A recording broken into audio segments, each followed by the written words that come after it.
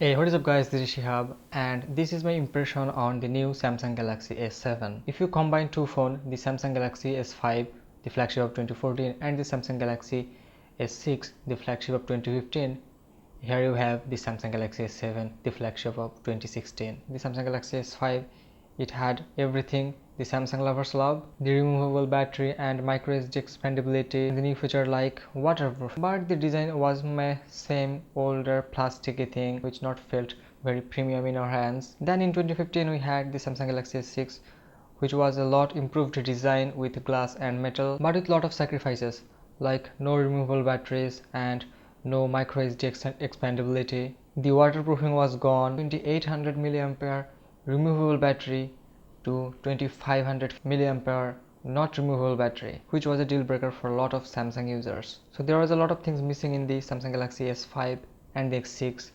but if you combine together you have the Samsung Galaxy S7. So now you have micro SD card support, which will love a lot of Samsung users. You still don't have removable battery, but here you have 3000 mAh battery, and it has now quick charge 3.0, which will charge your battery 83% in just 30 minutes. Now in Samsung Galaxy S7 you have IP68, dust proof and water resistance. The design of the Samsung Galaxy S7 is identical to the previous Galaxy flagship, the Samsung Galaxy S6, which is a good thing because a lot of people love the design of Samsung Galaxy S6, but with slight changes. Like in the back it has a curved finish. The display is quite same, 5.1 inch Super AMOLED 1440p display, but the Edge variant will have a 5.5 inch Super AMOLED 1440p display. It has all the bleeding edge specs like Qualcomm Snapdragon 820 CPU, Adreno 530 GPU. Internal space will be 32 gigs and 64 gigs with 4 gigs of RAM, plus you have now micro SD expandability obviously.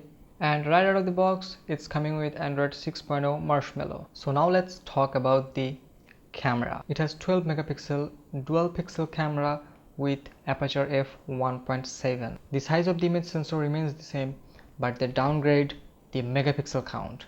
And what it will essentially help is each individual pixel will be larger than the previous one. So in the same area, if you cramp more pixel, each pixel will be smaller, and if you cramp less pixel, each pixel will be larger. That makes sense. So that's why Samsung downgrade the megapixel count from 16 megapixel to 12 megapixel and keeps the same exact image sensor size, which is 1 by 2.6 inch. So now each individual pixel is 56% more large, which will let 25% more light in, and even a wider aperture like f1.7, it will actually let lots of light into the sensor. So end of the story, it will produce lot sharper and cleaner image at low light. And if you're just wondering, each pixel is 1.4 micron, and in the front you have 5 megapixel sensor with 1.7 aperture. So this will also help you to capture more cleaner and